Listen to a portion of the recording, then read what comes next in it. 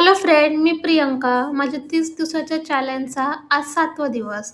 तर आज तुम्हाला काल सांगितलं होतं मी, की मला कमरेमध्ये चमक भरली होती आणि त्याचा आज तर मला खूपच त्रास होत होता. मला उठायला बसायला पण त्रास होत होता. चला असो, मग सकाळी उठली, चहा वगैरे पिला आणि मग देवपूजा करायला घेतली. कारण की कसं देवपूजा झाल्यावर सगळं प्रसन्न वाटतं आणि किती पण आजारी असेल, काहीही असेल, तरीही काम तर घरातले करायलाच लागतात. आणि मग काल रात्रीचा भात उरला होता, तोच मी फोडणी दिला आणि मला बरं नव्हतं म्हणून शेजारच्या मावशींनी मला पूर्ण जेवण आणून दिलं होतं, की "तू जेव, तुला बरं नाहीये तर." आणि संध्याकाळ झाली, मग ह्याला क्लासला जायचं होतं आणि माझ्या मुलाचे नाटक बघा कसे असतात क्लासला जायला.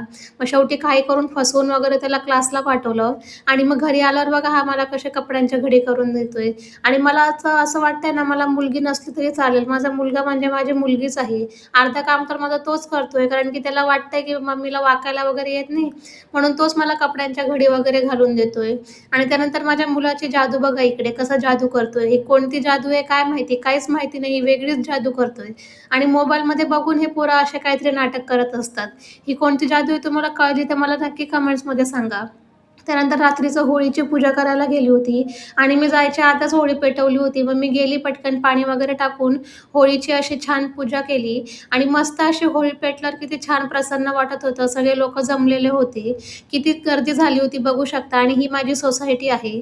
मग होळीची पूजा वगैरे केली. होळीकडे एकच मागितलं, की नेहमी आम्हाला सुखी ठेव आणि नारळ टाकला होळीमध्ये आणि असा गेला माझा दिवस. भेटूया उद्या. बाय.